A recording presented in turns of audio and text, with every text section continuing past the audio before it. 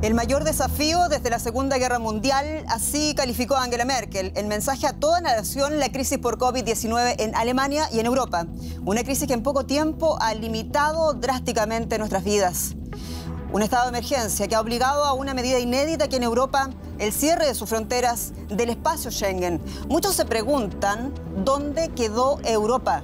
Yo de las críticas de haber dejado a Italia y a España solas. Y es que cada gobierno reacciona unilateralmente para proteger a sus ciudadanos. ¿Qué consecuencias inmediatas y futuras veremos? ¿Esperamos en esta crisis? ¿Qué lecciones? Coronavirus, ¿cómo deberíamos manejar la crisis?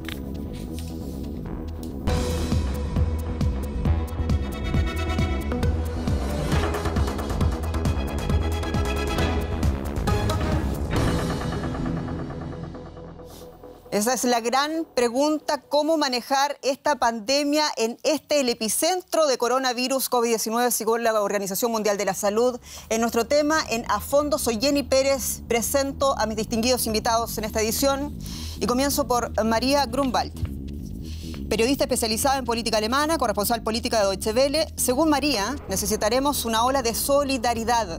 Necesitaremos al estudiante desocupado que cuida a los hijos de la enfermera. Emily Vinagre, periodista especializado en economía y política europea y alemana, analista político de Deutsche Welle. Para Emily, estamos cerca de una recesión global, veremos nuevas elevadas tasas de desempleo y situaciones de gran vulnerabilidad para grandes sectores de la población. Y Mariano Ramírez, periodista especializado en temas de salud, forma parte de nuestra redacción de Deutsche Welle aquí en Berlín. Según Mariano, la crisis del coronavirus requiere medidas drásticas, coordinadas y racionales por parte de los gobiernos, pero no emocionales. Y comenzamos inmediatamente esta edición. Muchas gracias por estar allí con nosotros. Recuerde que puede participar de esta discusión, de este debate a través de nuestras plataformas, en redes sociales de Deutsche Welle y también, por supuesto, a través de nuestra dirección de correo electrónico dwafondo@dw.com. Ahí sí. Y como en honor al tiempo, vamos a comenzar inmediatamente con María Grunwald, tratando de valorar, María, contigo, también con Emily y también Mariano, en las palabras, el discurso de la canciller alemana Angela Merkel fue un tono bastante ceremonial, un discurso que fue catalogado por los principales analistas alemanes también como histórico. ¿Es este el discurso que va a marcar la crisis histórica también, como lo denominó la propia Merkel anoche por televisión en cadena toda Alemania? Bueno, yo también creo que fue histórico, pero sobre todo fue un discurso, en el fondo, propio de Angela Merkel. O sea, realmente fue un discurso, yo encuentro que hizo un muy buen discurso, porque lo hizo en forma bastante racional, con ese tono sobrio que ella tiene, ¿no? Pero, o sea, usando palabras, en el fondo, dramáticas, pero en ese tono sobrio. Y yo creo que eso también demuestra el pragmatismo de Angela Merkel, que ahora sí ha mostrado frente, que ahora sí está presente, dando conferencia de prensa cada día, hablándole directo al pueblo alemán. Y yo creo que eso es necesario. Mariano había comentado que él prefiere que los gobiernos ojalá tomen medidas, pero que sean medidas racionales. Y yo creo que ella es la representante, en el fondo, de este tono racional. Y sí es histórico, porque lo hemos visto muy poco. Ella lo ha hecho por primera vez en directo al pueblo alemán. Entonces tú hablas de un momento histórico, de un tono histórico, bastante racional, pragmático, también como lo ha hecho, o es el estilo Merkel, dice María.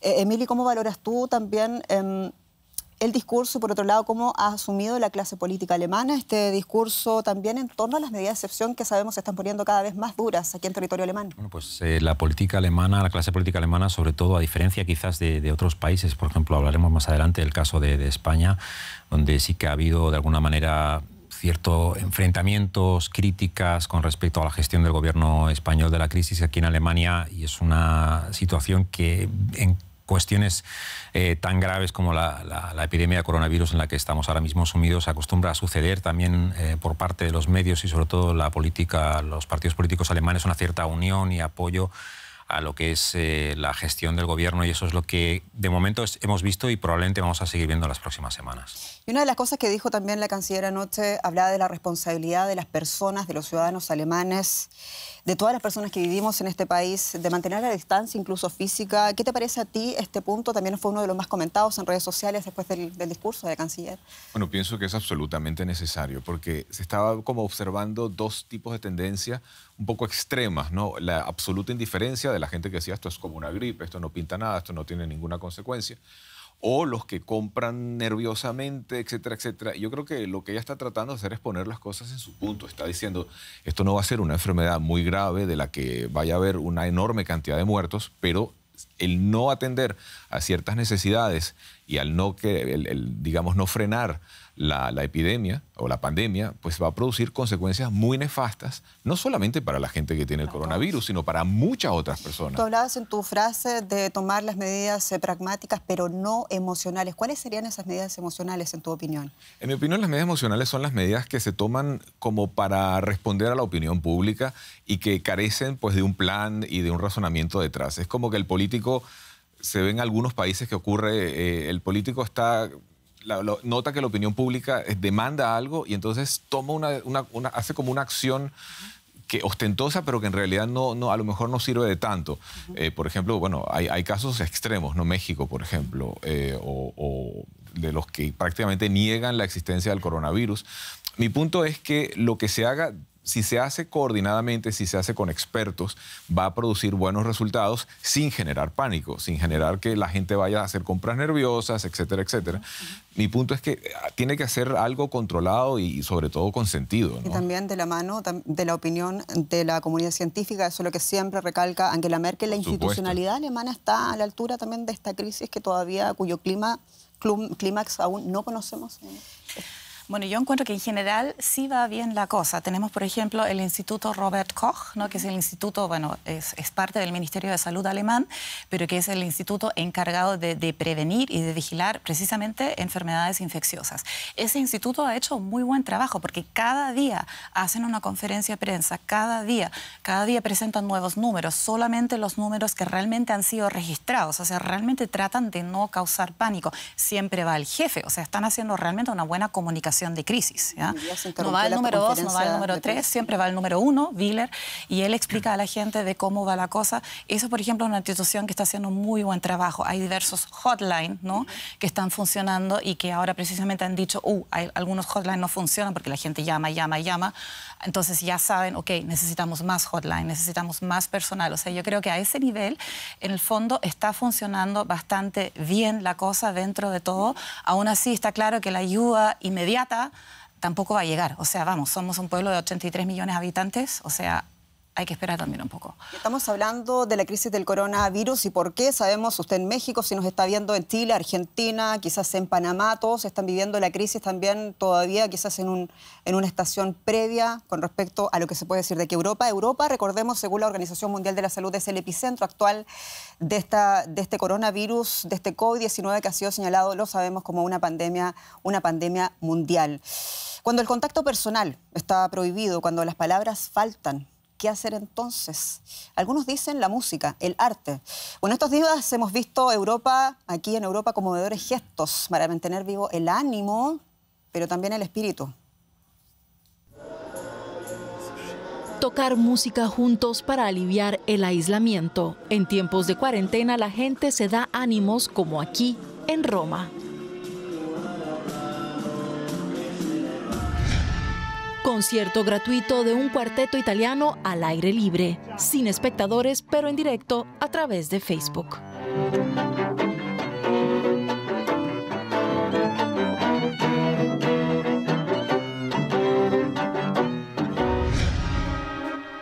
Y también la Orquesta Filarmónica de Berlín toca su concierto de Bartók ante palcos vacíos. Pero los melómanos pueden disfrutar del concierto desde casa gracias a la retransmisión en directo.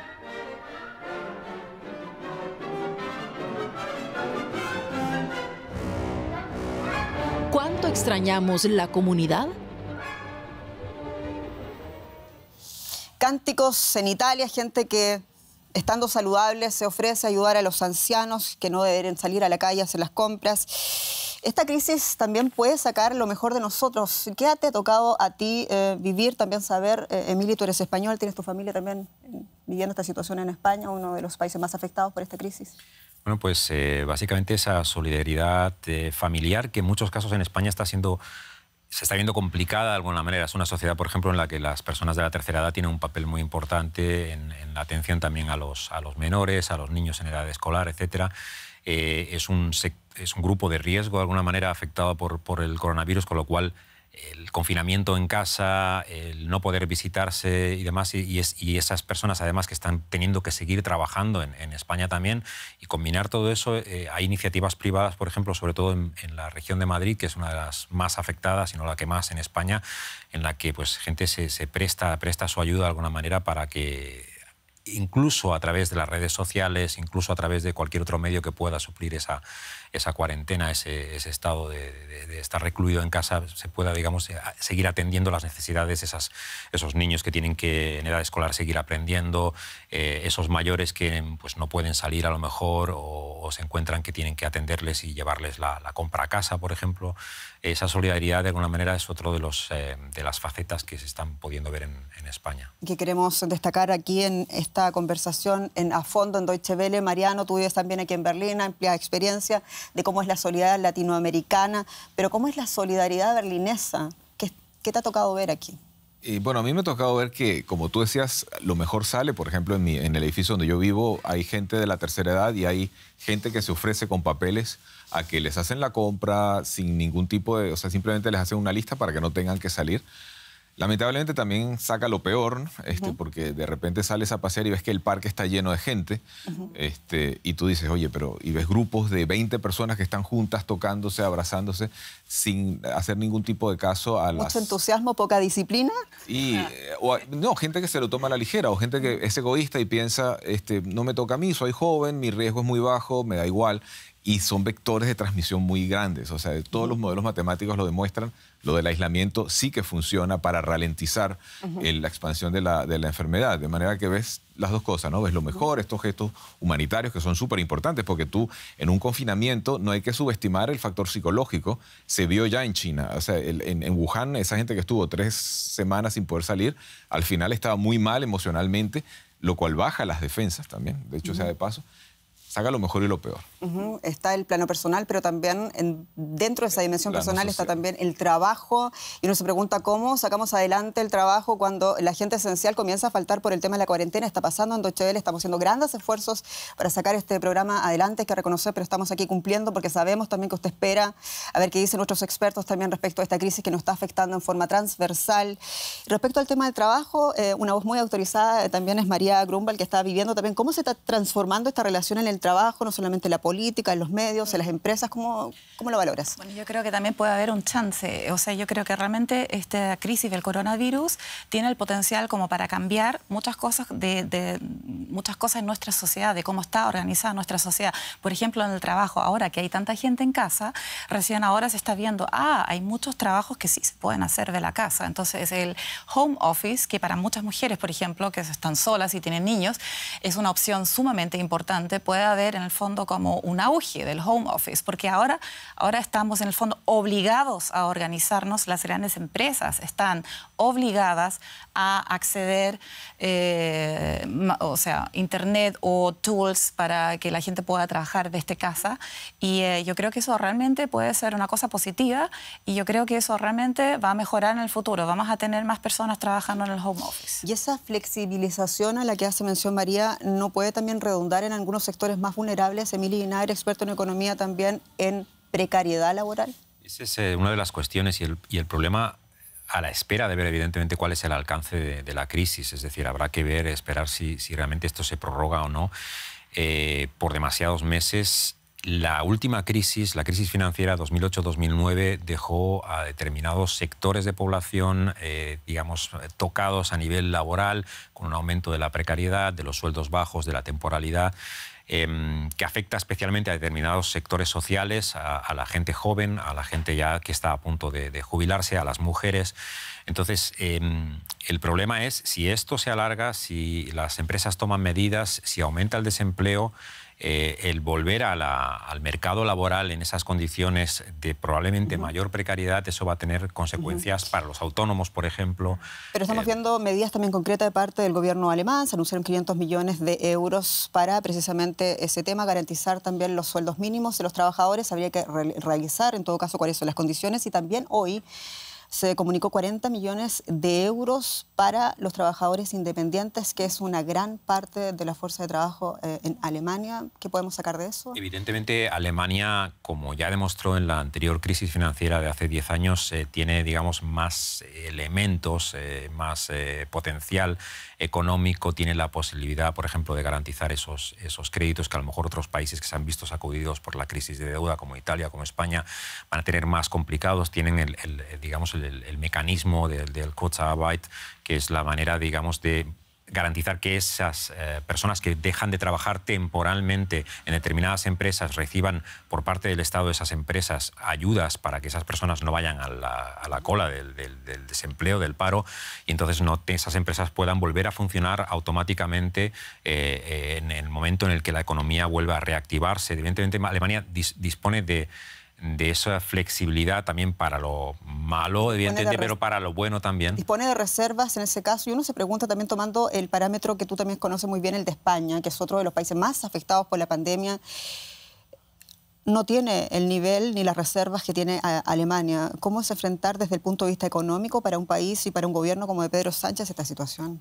Muy complicado. Evidentemente, el gobierno español anunció hace un par de días que iba a destinar a liberar 200.000 millones de euros, es decir, el 20% del Producto Interno Bruto de España, para ayudar a paliar esta crisis, para ayudar a los sectores más desprotegidos, el tema del pago de las hipotecas, por ejemplo, sectores vulnerables, familias monoparentales, autónomos. Hay 3 millones de autónomos en España que son los más golpeados por este tipo de crisis. Cuando baja la demanda, enseguida desciende el consumo y esas personas pues no pueden seguir trabajando, no tienen a lo mejor seguro de desempleo.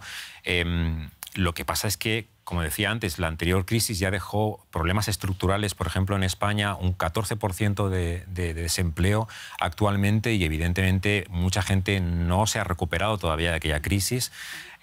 Trabaja en condiciones más precarias que hace 10 años y evidentemente cualquier tipo de repunte de esa crisis les va a afectar mucho más. Pregunta para ti, también para ustedes dos, María y Mariano. Eso también nos deja en evidencia, eso es una crisis del año 2008 que surgió en Estados Unidos, Lehman Brothers, y que se replicó por todas partes y que lamentablemente Europa todavía no ha logrado salir a flote. Se habla de recesión, se habla de medidas que Alemania está en posición de abordar mejor o en forma, digamos, más positivamente. España, Italia, ¿qué pasa con ellos? Nos preguntamos si todo el mundo en medio de todo esto se hace la gran crítica de qué hemos hecho los políticos, los gobiernos en los últimos 10, incluso 15 años, qué hemos hecho por nuestra salud pública. Ese es el principal debate, esa es una de las principales reflexiones que se tienen que hacer de esta crisis cuando uno ve, por ejemplo, lo que pasa ahora mismo en Italia. Está claro, o sea, y lo ves, por ejemplo, cuando lo comparas con lo que pasa en Corea del Sur. Corea del Sur tuvo una respuesta a la epidemia ejemplar, es como el mejor alumno de la clase, ¿no?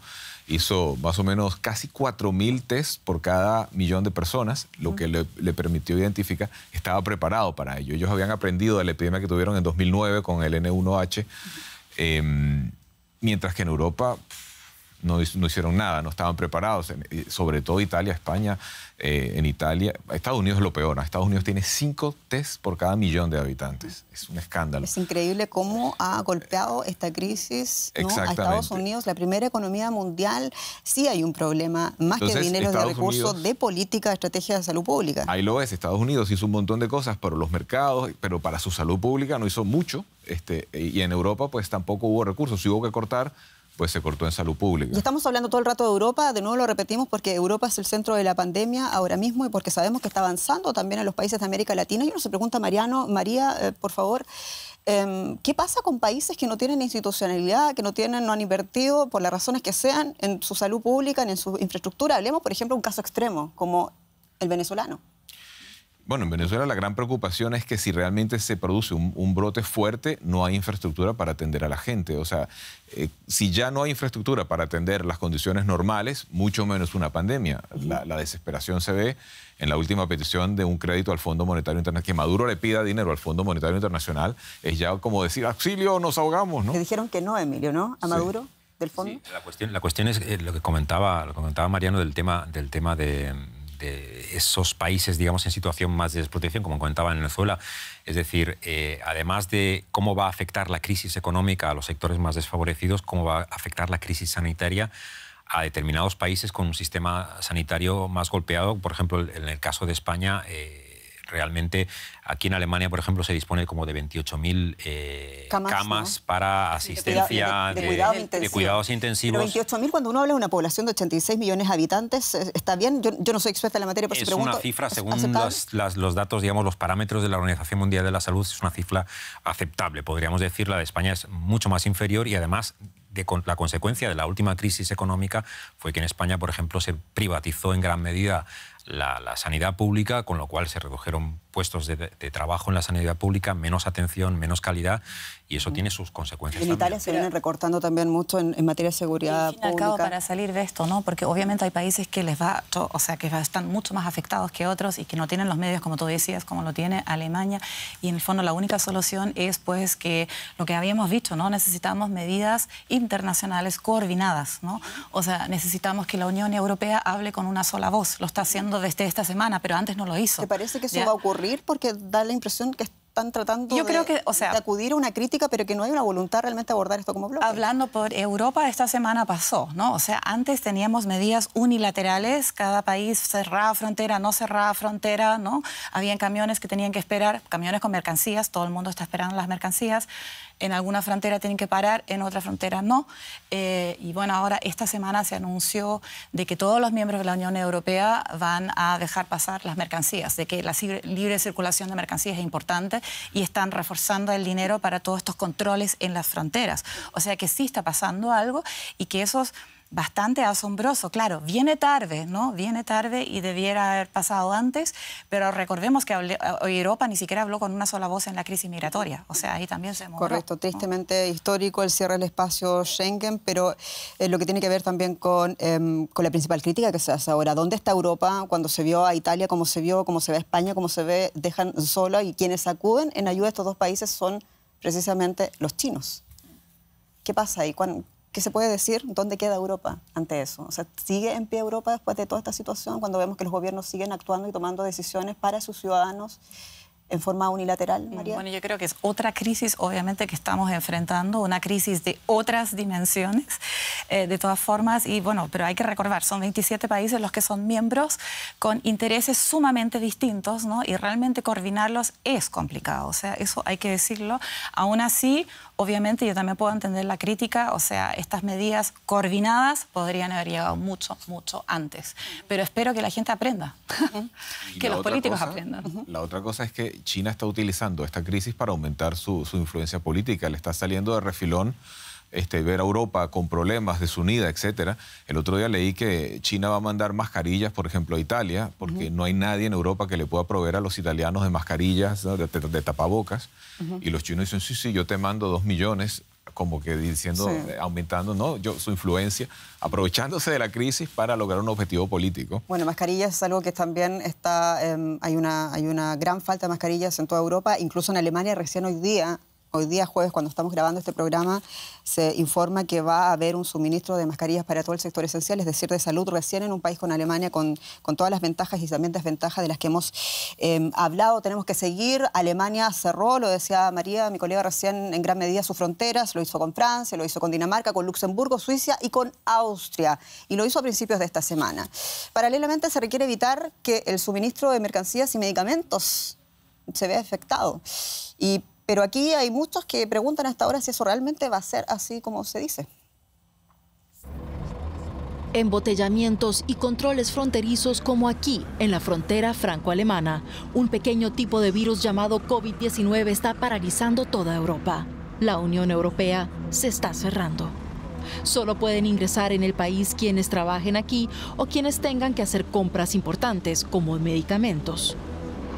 Sin embargo, los camiones tienen vía libre, pero los controles fronterizos, como aquí en Kufstein, provocan embotellamientos, lo cual genera retrasos considerables en las cadenas de suministro. No tenemos motivos para preocuparse. Cada uno tiene que actuar de manera responsable de acuerdo con lo que realmente necesita y se hará todo lo posible para garantizar el abastecimiento. Pero antes de que cerraran las fronteras, en toda Europa se vaciaron las estanterías de los supermercados, como aquí en Reino Unido. Y también habrá que contar con dificultades en el suministro de medicamentos durante las próximas semanas. La globalización tiene muchas ventajas, pero estas son las clásicas desventajas. ¿Está garantizado nuestro abastecimiento? Y en un país como Alemania, la canciller Angela Merkel ha dicho que hay dificultades en los suministros en las fronteras. Si nos preguntamos con nuestro experto Emilio Vinagre, ¿está realmente asegurado, pese a las dificultades que ha reconocido la canciller, está garantizado ese suministro de medicinas, de alimentos para la población alemana? Evidentemente tenemos que dar por buenas las palabras de la canciller Merkel. La cuestión aquí es sobre todo, nadie está ahora mismo en disposición de decir cuánto se va a alargar esta crisis. Esa es la cuestión, ¿no? Evidentemente es buena esa llamada a la calma, buena la llamada a la calma de que la gente no asalte los supermercados a comprar masivamente cosas que a lo mejor no necesita o acaparar, etcétera, ¿no? Pero también es cuestión de ver realmente hasta dónde va a llegar la crisis. Es decir, ahora mismo, hoy publicaban un Instituto de Economía alemán que podría llegar incluso la caída del Producto Interno Bruto este año en un 9% si la crisis se prorroga hasta agosto. Si se prorroga solamente hasta mayo, estaríamos hablando de la mitad, un 4,5% de descenso. Entonces hay que esperar a ver, evidentemente, todo lo que provocaría todo ello, es decir, cierre de empresas. Entonces sí que podríamos estar hablando de otro panorama, ¿no? Y si uno mira a China, quizás Mariano aquí me puedes también ayudar, China ha anunciado hoy día que no tiene por primera vez infectados de COVID-19 en su territorio. Reportó, sin embargo, 34 infectados importados, dice el comunicado chino, es decir, de gente que viene a China, digamos, desde otros países. En medio de todo esto es una noticia positiva cuando estamos hablando de aquello, por ejemplo, cuando estamos hablando también de los avances de un país que tú mencionabas recién, de Corea del Sur, por ejemplo. Sí, es un avance muy positivo. Se ve que China reaccionó tarde y sobre todo las primeras semanas fueron catastróficas. El hecho de que en Navidad, en el Año Nuevo chino, la gente estuviera libre y pudiera viajar, eso causó que la pandemia se expandiera mucho. Después China trató de reaccionar con estas medidas tan draconianas que al final parece que están dando resultado. El hecho de no tener nuevos casos, sino salvo de gente que, digamos, viajó a China y tenía el virus, es un logro, ¿no? Tremendo. Pero, por ejemplo, Corea del Sur demuestra lo que se hubiera podido hacer con gente, digamos, que hubiera tomado esto en serio desde el principio. No pararon la producción, sí que restringieron la vida pública, pero no el trabajo, haciendo el home office y lo más que puede. Y Corea del Sur no tiene ahora consecuencias económicas que lamentar, o casi ninguna. Y lograron además frenar la pandemia. Y lo frenaron con estas medidas enormes, con este estado de excepción, con esta prohibición de la gente de salir a la calle, porque veíamos dentro de todas las noticias, los reportes, a los pocos reportes que se tenían acceso en China, veíamos imágenes realmente de represión policial respecto a muchos ciudadanos que querían salir a la calle, pero finalmente eso, dicen también, fue lo que les permitió lograr el éxito. Es decir, porque vemos, tú lo decías, María, vemos acá en una medida que se sugiere de parte de las autoridades alemanas quedarse en casa y hay gente que no lo respeta.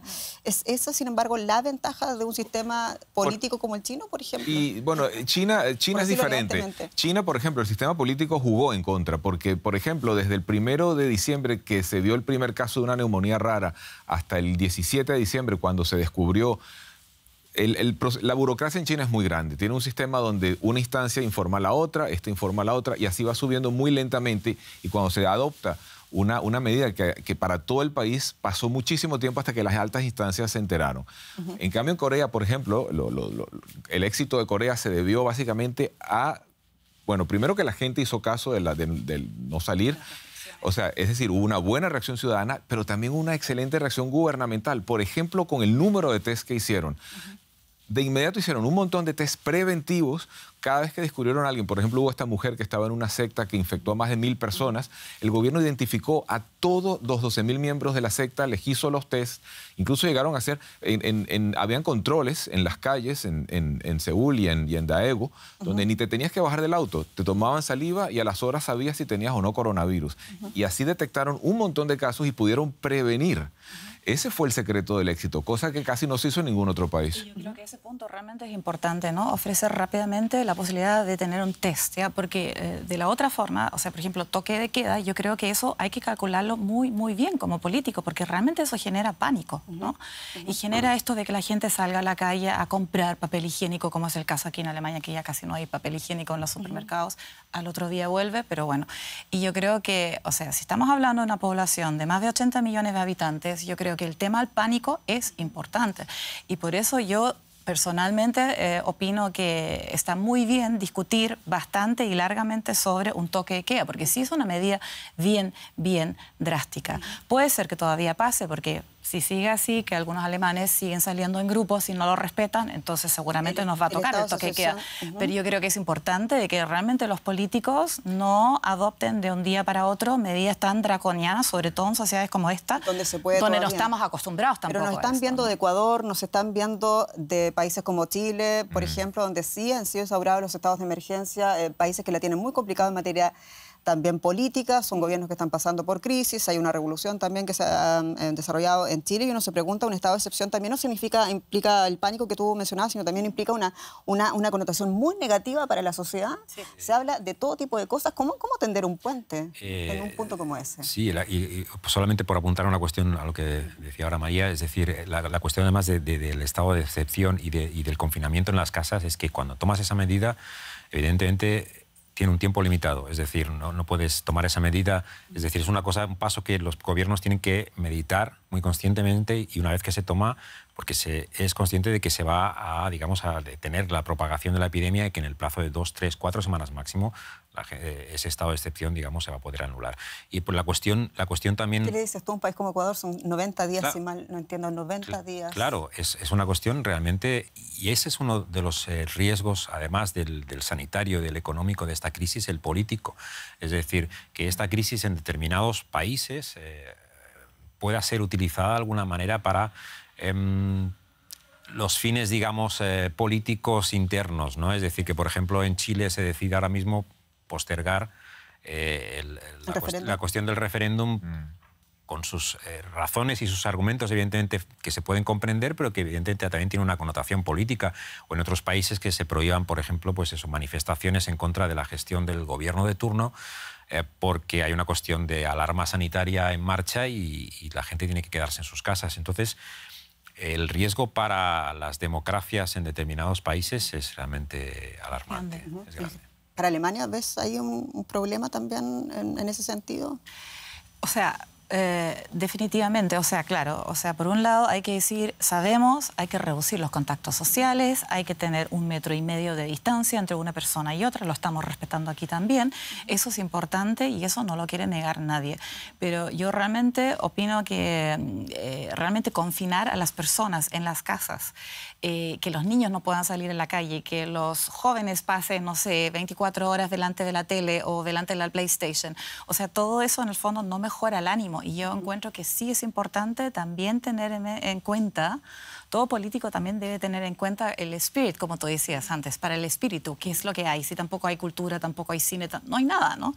Aquí, por ejemplo, tenemos teletrabajo para los niños, todos somos padres, quienes estamos sentados acá, madres. Es un país que tiene recursos, pero uno se pregunta qué pasa en Centroamérica, por ejemplo, o país como Venezuela, Nicaragua, por ejemplo, país como Salvador, Honduras, donde no hay computadores. ¿Cómo te las arreglas como profesor para sacar adelante? Es lo que te iba a decir, y ni siquiera eso, porque aquí uno está lleno de las redes sociales de mensajes de que ponte lo lindo, date un maratón de Netflix, pero no todo el mundo tiene esas capacidades y en países no poder salir a la calle significa morirse de hambre. Entonces, si un gobierno toma una medida de este estilo, pues tiene que prever lo que va a pasar. No puedes simplemente tomar una medida y olvidarte de las consecuencias, porque a eso me refería yo con decisiones racionales también, en mi statement antes. Tienes que ver que todo el mundo esté bien de alguna manera cobijado o no dejar que nadie se despeñe por la crisis. Por eso esperamos que también medidas, por ejemplo, como el de la Organización Internacional del Trabajo, medidas como de Naciones Unidas, por ejemplo, que han liberado también un fondo para los países que están realmente en esas condiciones, realmente llegue ese dinero donde tiene que llegar y a la velocidad que se requiere. Estamos hablando del COVID-19, de esta pandemia que afecta especialmente a Europa. Estamos haciendo este programa desde Berlín con mucho también pensando en ustedes, en quienes están siguiendo esta programación de Deutsche Welle. Estamos hablando de que China, de que Estados Unidos e Israel han dicho estar trabajando en una vacuna experimental contra el COVID-19 y Alemania hace lo propio. Una firma alemana de biotecnología asegura que podría tener la vacuna para junio o para julio de este año y ponerla a disposición del mundo. Su principal accionista dice que no a una supuesta oferta del presidente Donald Trump de comprar la vacuna para los Estados Unidos. Aquí vamos a ver más. Investigar por la humanidad. Esta empresa en el sur de Alemania podría ser la primera en todo el mundo en lograr desarrollar una vacuna contra el coronavirus. Una buena noticia para todo el planeta, si no fuera por el presidente de un país que, fiel a su lema America First, quería comprar la vacuna exclusivamente para Estados Unidos. Pero la dirección de la empresa, una vez haya hecho los ensayos necesarios, quiere poner la vacuna a disposición de todo el mundo. Estamos recibiendo un gran apoyo de la política. El tema se está tomando en serio desde todos los flancos. Concretamente, obtuvimos apoyo de una iniciativa internacional de vacunas para poder empezar con estos ensayos clínicos. Ya en junio o julio podrían estar disponibles las primeras vacunas para ser probadas en humanos. Esto sería mucho antes de lo que habían estimado los expertos hasta el momento. ¿Vencerá la solidaridad mundial ante el egoísmo nacional? Claro, aquí no se trata de una competencia entre países, se trata de alcanzar, si no una vacuna, una medicina que ayude a los enfermos de este nuevo coronavirus. María Grunwald, quiero preguntarte a ti, ¿qué tan cerca se está de la vacuna con todo lo que sabemos de esta firma, CureVac, que ha recibido 80 millones de euros por parte de la Unión Europea? ¿Es la apuesta europea, la apuesta alemana para una posible vacuna contra el coronavirus? Sí, eso sí, puede ser que realmente la vacuna esté ya para otoño o incluso un poco antes, pero lo que todavía está, bueno, obviamente cuando hay una nueva vacuna, esa vacuna tiene que pasar por una serie de fases clínicas, ¿no? Y bueno, primero tiene que ser probada en animales, luego va a ser probada en personas voluntarias, luego en la tercera fase en unas miles de personas y ya recién en la cuarta fase son como 20.000 personas o más las que en el fondo reciben la vacuna y luego se ve. Y todo eso se demora. Y en el Instituto Alemán también, que obviamente vigila eso, y ese mismo instituto, el Paul-Ehrlich-Institut, dijo hoy también que ellos esperan de que la vacuna se va a dar recién el otro año. O sea, están hablando del 2021. Y todo esto muy breve porque hay un inversionista, el principal, ¿no? El señor Dieter Hopp, quien dijo no a Donald Trump, o habría dicho no al presidente Donald Trump, una información que fue titular a nivel internacional. El privado dijo, optó por esta política que debe ser una política pública de Alemania para el mundo. Sí, yo creo que, o sea, por lo menos hasta ahora yo creo que va a ser así, porque eso es lo que se ha dicho, por eso se invierte también este dinero ahora en ese laboratorio, ¿no? Bueno, y espero que, y como, o sea, en el fondo también a nivel internacional también todos los políticos han dicho que en el fondo es el colmo lo que dijo Trump, ¿no? Porque, o sea, se habla de una pandemia, o sea, nos toca a todos. Así que Trump no puede exigir de que la vacuna sea solo para la gente de Estados Unidos. En medio de todo esto, las lecciones que se sacan también de credibilidad política, de credibilidad de las instituciones, credibilidad de los distintos gobiernos. Y hay quienes, sin embargo, dicen que todo lo que estamos viendo a nivel internacional, estas medidas de excepción de las que hemos hablado, son exageradas. Y una de las voces críticas no es cualquier persona, es un doctor que se llama Wolfgang Wodardt. ¿Nos puedes explicar quién es él para...? Sí, bueno, él es miembro de la SPD y fue durante un tiempo diputado y en una época fue también presidente de una comisión epidemiológica acá en Europa. Y él es el principal, digamos, vocero de esta, digamos, facción que dice que estas medidas son exageradas y que no hace falta tanta laraca. Pero casi todo el mundo al unísono lo ha desmentido. O sea, sus opiniones son muy aventuradas. Y se basan un poco en esta idea de que este virus es como una gripe fuerte. El tema es que esta es una gripe muy fuerte. Llámala gripe si quieres, pero es una gripe muy fuerte que te va a... Si se pierde el control y tienes una expansión demasiado grande, aunque la gente no vaya a morir, pero necesita atención médica, digamos, en el hospital. Y si no tienes camas para atender a gente que necesita respiradores, necesita estar en una unidad de terapia intensiva, tienes una crisis montada allí. Nos quedan 3 minutos y simplemente mencionar esto, que no es una teoría de la conspiración, sino más bien una crítica que se hace, sobre todo, este señor dice que le falta en realidad mucho ver la opinión de virólogos internacionales, de los virólogos alemanes, que así abordaron otras pestes como la gripe porcina del año 2009 o el SARS en 2006. Son muchas las teorías de las conspiraciones, son muchas las fake news, las noticias falsas que dan vuelta. Por favor, usted infórmese a través de los medios correspondientes, y este programa le está ofreciendo un poco lo que está pasando aquí en Europa. Nos quedan 2 minutos y medio, me dice. Y la pregunta también que quiero hacerles casi al cierre es si Europa está sacando buenas lecciones con todo lo que significa Europa hoy día, con todos los problemas y la carga que tiene, si está sacando lecciones suficientes para enfrentar esta crisis y que pueda servir, y esto es muy importante ejemplo para el resto de las naciones que están apenas abordando ahora COVID-19. María. Sí, estoy pensando. Yo encuentro que, o sea, por mi parte como periodista, ¿no? Los medios de comunicación también tienen un trabajo importante ahora que hacer. Como tú dices, o sea, nombrar las fuentes de donde provienen las informaciones, nombrar los institutos que realmente tengan experiencia, que realmente ofrezcan esos virólogos que pueden hablar sobre el tema, entrevistar a ellos, hacer un buen trabajo ahí. Y yo lentamente estoy viendo también, claro, hay muchas especulaciones, muchas fake news en las redes sociales, pero también estamos viendo, y eso se puede comprobar también, que mucha gente ahora también requiere a medios oficiales y que realmente está buscando información, o que también van a las páginas oficiales de estos institutos de virólogos, por ejemplo. Entonces, eso me parece un punto positivo que ya lentamente lo estamos viendo. Dentro de todo lo malo estamos viendo eso también. Eso es obviamente solamente por el lado de los medios de comunicación. Si la política va a aprender, pues la verdad es que esta es una crisis con unas dimensiones que yo ahora no me atrevo a decir si la política realmente aprendió lo suficiente hasta ahora. Yo creo que el tiempo lo dirá. En Europa, digamos, la primera reacción fue mala, fue insuficiente, no se lo tomaron en serio. Ahora parece que la emergencia y la gravedad de la situación los está obligando a recapacitar y a adoptar otro estilo de tomar decisiones. El tiempo lo dirá. O sea, en algunos países, Italia, por ejemplo, logró reducir la curva de aumento. En España, en cambio, no lo han logrado. Es un momento muy difícil, estamos en plena crisis, todavía no se puede aventurar nada. Y para Emily Vinagre, nuestro experto en economía, también podemos hablar de esta crisis en este punto aquí en Europa, Emily, con un poco de esperanza o con pánico. Yo creo que, abundando en la cuestión de los medios de comunicación, también es importante, aparte de las fake news y demás, es abundar en las noticias positivas, que también las hay. Lo que comentaba antes Mariano, que en China, por ejemplo, pues el número, no hay infecciones ahora mismo en el lugar, sino que son de gente que viene de fuera. Hay avances. Explicar esos avances también es tarea de los medios de comunicación. Emily Vinagre, Mariano Ramírez, María Grumba, muchas gracias por estar aquí. Gracias a ustedes por seguir a fondo, como siempre, muy agradecidos de su sintonía. Soy Jenny Pérez, esto es Deutsche Welle desde Berlín. Hasta pronto.